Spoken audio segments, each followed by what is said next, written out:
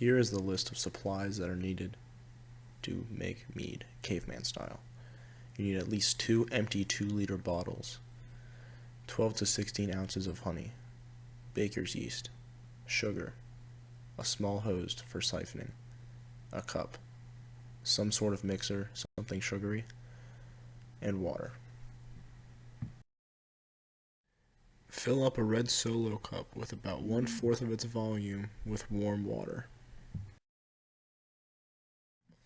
Next, add the yeast with sugar or honey. The sugar or honey will wake up the yeast from its dormant stage. Now you can take the empty 2-liter bottle and fill it with about 12 to 16 ounces of honey.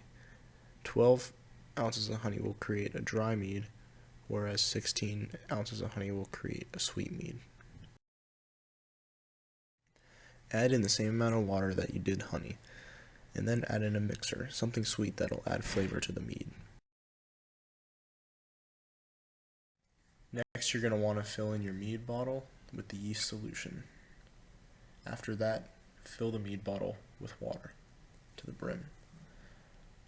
Then put the cap on, but put the cap on loosely so that CO2 can still escape and oxygen cannot get in. You do not want oxygen to get into your mead bottle because when oxygen is introduced to mead that is still fermenting, it'll create acetic acid, which is vinegar.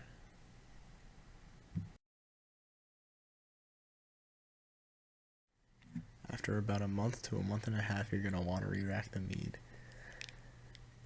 What you want to do first is place the full mead bottle on a higher elevation than the lower mead bottle. You can manually siphon out the mead into the lower bottle, but make sure that the level of the hose in the mead bottle continuously flows and lowers into the other mead bottle. Once you are done re-racking, you need to squeeze all of the air out of the bottle.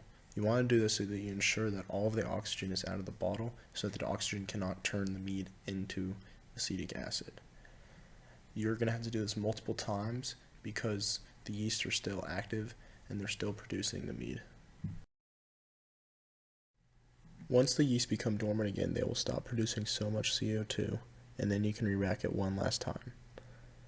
You want to make sure that the yeast are dormant because if they remain dormant and you put them into a glass bottle to store them, then they can still produce CO2 and explode the glass bottle.